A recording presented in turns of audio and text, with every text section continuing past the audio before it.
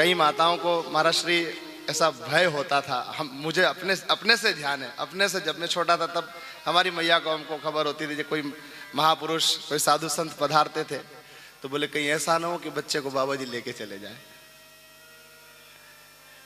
बच्चा आगे आगे बैठकर कथा सुन रहा है, कथा वाचक केस में, तो उसकी दादी माँ का ध्यान पूरा उस बच्चे पर।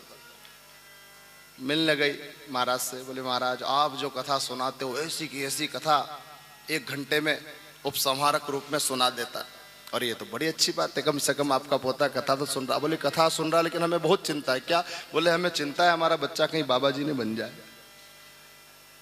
चिंता इस बात की मत करो कि आपका बच्चा बाबा जी बन जाए, चिंता करना है तो इस बात की करो कि 5G के युग में आपका बच्चा कहीं व्यभिचारी न बन जाए, कहीं चोर न बन जाए, कहीं डाकू न बन जाए, कहीं राष्ट्र की संपत्ति को नुकसान पहुंचाने वाला आतंकवादी न बन जाए।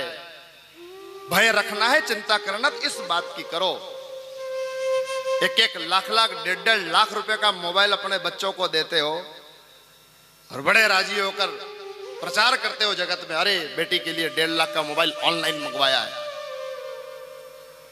फिर उसी मोबाइल से कोई गड़बड़ होती है तो फिर ढूंढते हो पंडितों के घर, ज्योतिषियों को जाकर कुंडली दिखाते हो, महापुरुषों की शरण जाते हो, बच्चों को ले जाते हो। भैया हम लोगों की एक सीमा है, 7 दिन तक आपने पोथी को मध्य में रखा है, हम 7 दिन तक 4 घंटे बोल सकते हैं आपके साथ में, पर संस्कार की नींव तो घर से रखनी पड़ेगी। न जरूरत हो मत दो, जरूरत है तो किस जरूरत से, किस पर्पस से लिया गया है वो ध्यान रखो। वॉच करो अपने बच्चों को, आपकी जिम्मेदारी बनती है, स्पेशली टीन एज में 13 से लेकर 19 तक। और मैं तो कहूं बचपन में मां का सही दुलार मिले, सही शिक्षा मिले, आपसे न संभल रहा हो तो युवान अवस्था में अपनी संतान को किसी महापुरुष के चरणों में समर्पित कर दो। बचपन में मां का सहारा मिला, युवानी में महात्मा का सहारा मिल गया तो घबराना मत, बुढ़ापे में उसको परमात्मा से मिलने से कोई नहीं रोक सकता, कोई नहीं रोक सकता। अच्छे संस्कार दो, अच्छे महापुरुषों का संग करवाओ, अच्छे शास्त्र का संग करवाओ।